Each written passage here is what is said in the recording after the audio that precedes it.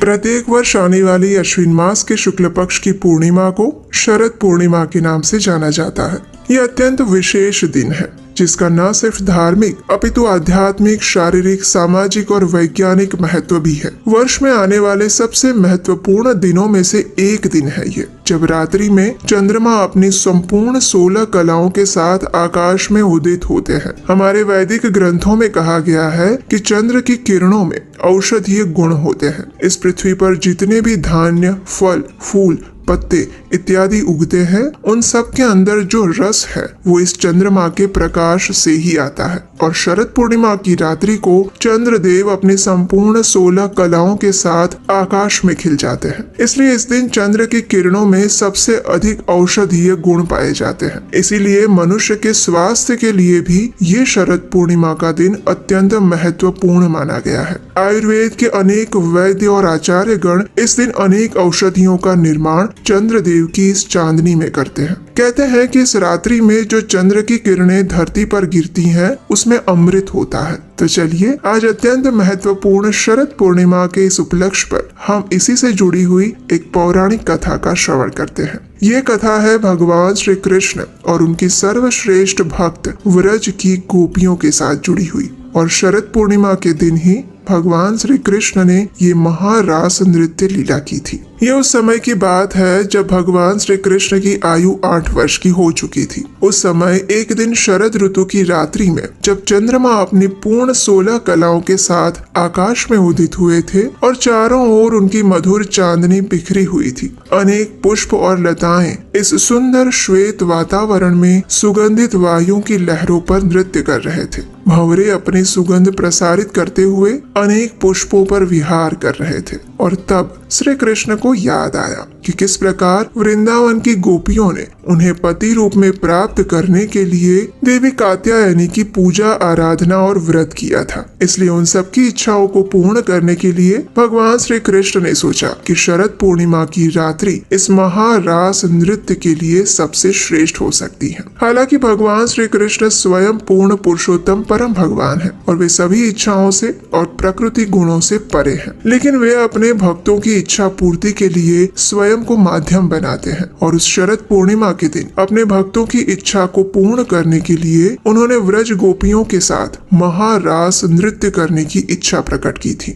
भौतिक दृष्टि से देखने पर भगवान द्वारा किया गया ये रास नृत्य एक सामान्य स्त्री और पुरुष के बीच होने वाले नृत्य जैसा लगता है और कई बार लोग इसे अपनी मर्यादित भौतिक दृष्टि से देखने की और समझने की कोशिश करते हैं, जिस कारण इसे गलत समझा जाता है। और सामान्य मनुष्य अपनी बद्ध अवस्था में जब इसका अनुकरण करने का प्रयास करता है तो वो इस दिव्य लीला को समझे बिना मात्र उसके प्रति अपराध ही कर बैठता है। इसलिए भगवान के इस रास नृत्य लीला को हमें कभी भी साधारण नहीं समझना चाहिए। भगवान स्वयं प्रकृति के सभी गुणों से ऊपर हैं। उनके अंदर हमारे जैसे कोई भी भौतिक विकार नहीं है। इसलिए हम भगवान की इस लीला को अपनी भौतिक इंद्रियों से कभी भी नहीं समझ सकते। इस बात को हमें हमेशा याद रखना चाहिए। इसलिए इसका सबसे श्रेष्ठ उपाय यही है कि हम अपने आचार्यों के आदेश और उनके द्वारा दिए गए निर्देशों का ही अनुसरण करें, क्योंकि वृंदावन की गोपियों की स्थिति भगवान के सभी भक्तों में सबसे ऊपर और सबसे श्रेष्ठ है। श्रील कृष्णदास कविराज गोस्वामी चैतन्य चरितामृत ग्रंथ में प्रेम और काम इन दोनों के बीच के अंतर को समझाते हुए लिखते हैं।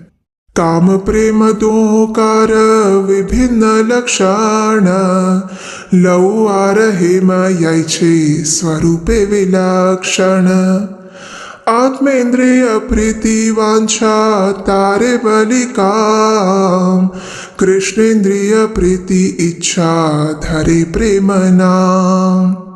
अर्थात जिस प्रकार लोहे और सुवर्ण के अंदर विभिन्न गुण होते हैं, उसी प्रकार काम और प्रेम के दो भिन्न लक्षण हैं। स्वयं की इंद्रियों को तृप्त करने की इच्छा को काम कहते हैं, लेकिन श्री कृष्ण की इंद्रियों को प्रसन्न करने की इच्छा को प्रेम कहते हैं। तो ये गोपियों द्वारा किया गया ये रास नृत्य श्री कृष्ण की इच्छा को पूर्ण करने हेतु किया गया था, इसलिए वो पूर्ण और शुद्ध प्रेम का प्रतीक है। शरद ऋतु की रात्रि में आकाश चंद्रमा की पूर्ण कलाओं से प्रकाशित हो चुका था। क्षितिज पर लालिमा छाई हुई थी। बिल्कुल उसी प्रकार जब एक पति अपने पत्नी से लंबे समय के विरह के पश्चात मिलने पर उसके मुख को कुमकुम से सुशोभित करता है, वृंदावन के वनों में वसंत और शरद दोनों का प्रभाव दिख रहा था। पुष्प और लताएं अपनी पूर्ण युवावस्था में खिले हुए थे। वातावरण में सुंदर सुगंधित वायु बह रही थी। यमुना के जल से उड़ने वाली शीतल जल की बूंदें आसपास के स्थान को शीतल और मधुर बना रही थी। यमुना नदी ने अपने हाथों से अपने किनारों पर मुलायम रेत बिखेरी हुई थी और ऐसे समय में यमुना किनारे वंशी वट पर श्री कृष्ण ने अपनी दिव्य बांसुरी की मधुर धुन छेड़ दी और सभी गोपियों को बुलाने लगे। इस बांसुरी की धुन में विशेष बात ये थी कि वो न सिर्फ एक ही राग सुना रही थी, बल्कि वृंदावन में जितनी भी गोपियां थी जिन्होंने कृष्ण को पति रूप में प्राप्त करने की इच्छा व्यक्त की थी, उन सभी के वो नाम पुकारते हुए सभी को व्यक्तिगत रूप से भगवान का संदेश दे रही थी। प्रत्येक गोपी को कृष्ण की इस बांसुरी के सुर में अपना अपना नाम सुनाई दे रहा था और उसमें यह संदेश भी था कि कृष्ण आपसे नृत्य करना चाहते हैं। उस समय ये सभी गोपियां अपने अपने घरों में विभिन्न कार्य कर रही थी, जैसे कि कुछ गायों का दूध निकाल रही थी, कुछ अपने बच्चों को खाना खिला रही थी, कुछ घर के कामों में व्यस्त थी। और फिर भी श्री कृष्ण का ये संदेश मिलते ही वे सब अपने अपने काम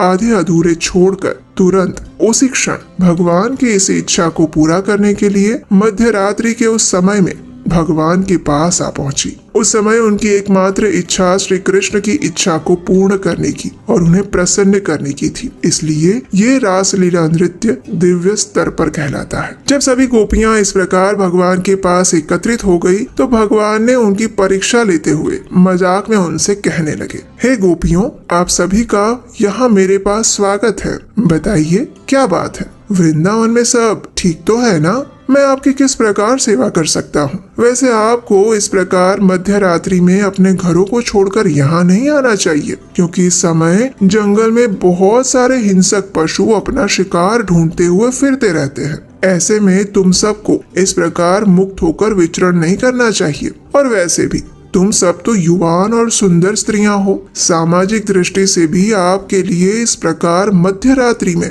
अकेले बिना अपने पति के बाहर घूमना अच्छी बात नहीं है। इसलिए शीघ्र ही वापस अपने अपने घर चली जाओ। तुम्हारे पति तुम्हारी प्रतीक्षा कर रहे होंगे। जब गोपियों ने श्री कृष्ण के इस प्रकार औपचारिक वचनों को सुना तो वे सभी बड़ी उदास हो गई। उन्हें क्रोध भी आया कि एक तो कृष्ण पहले बुलाते हैं और फिर अभी ऐसा बोलते हैं। लेकिन अंततः वे सभी गोपियां कृष्ण के सामने रोने लगी और रोते हुए उनसे कहने लगी, हे कृष्ण, तुम अत्यंत क्रूर हो। भले ही तुम परम भगवान हो और अपनी इच्छा अनुसार कुछ भी कर सकते हो, लेकिन हम पूर्ण रूप से तुम्हें समर्पित हैं। हम सब कुछ छोड़कर तुम्हारे पास आई हैं। हम तुम्हारी भक्त हैं। कृपया हमारा त्याग मत करो। तुम्हें पति रूप में प्राप्त करने की हमारी इच्छा को पूर्ण करो। हमारे हृदय को तुमने आकर्षित किया है और तुम्हारे बुलाने पर ही हम यहाँ आई हैं। जिस प्रकार भगवान नारायण उनके शरण में आए हुए भक्तों का स्वीकार करते हैं, उसी प्रकार तुम्हें भी अपने शरण में आई हुई हम साधारण ग्वाल कन्याओं का स्वीकार करना चाहिए। जब कृष्ण ने गोपियों की इस प्रकार आर्तनाद से निकली हुई प्रार्थना को सुना तो वे बड़े प्रसन्न हुए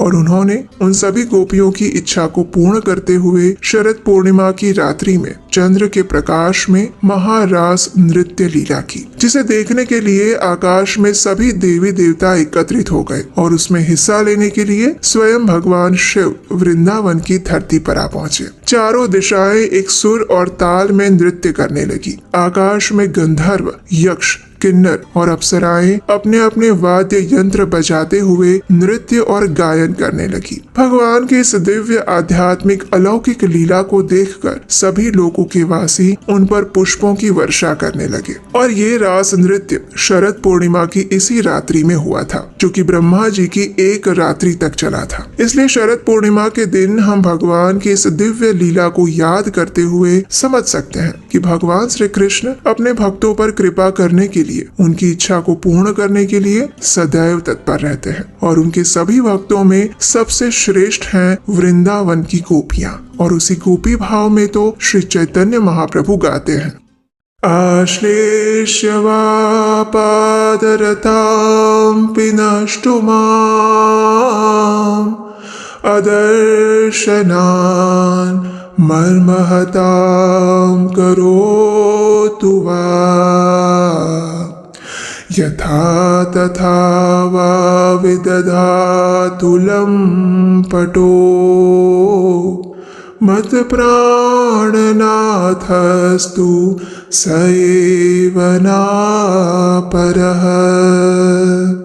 अर्थात एकमात्र श्री कृष्ण के अतिरिक्त मेरे कोई प्राणनाथ नहीं है। वे ही सदैव बने रहेंगे, चाहे वे मेरा आलिंगन करे अथवा दर्शन ना देकर मुझे आहत करे। वे नटखट कुछ भी क्यों ना करे, वे सब कुछ करने के लिए स्वतंत्र हैं, क्योंकि वे मेरे नित्य आराध्य प्राणनाथ हैं। गोपियों को सामान्य समझने वाले लोगों को ये समझना चाहिए कि वृंदावन की गोपियां कोई सामान्य स्त्रियां नहीं थी। वे भगवान के शुद्ध भक्त और नित्य पार्षद थीं, जिनके लिए श्री कृष्ण ही एकमात्र स्वामी थे। उनकी इच्छा को पूर्ण करना ही एकमात्र उनके जीवन का लक्ष्य था और उनकी किसी भी प्रकार से सेवा करना ही उनका नित्य धर्म था। और तभी तो जब द्वारिका में भगवान की किसी भी रानी ने अपने पति श्री कृष्ण के सिर दर्द को ठीक करने के लिए अपने चरण धूलि देने से मना कर दिया था, सिर्फ इस भय से कि कहीं ऐसा करने से उन्हें नर्क में ना जाना पड़े। वहीं दूसरी ओर श्री कृष्ण को स्वस्थ करने के लिए जब नारद मुनि वृंदावन में गोपियों के पास गए तो वे सभी गोपियां भर भर कर अपनी चरण धूल देने लगी। वे जानती थी कि ऐसा करने से उन्हें नर्क की यातना भुगतनी पड़ सकती है, लेकिन फिर भी कृष्ण को स्वस्थ करने के लिए वे कई जन्मों तक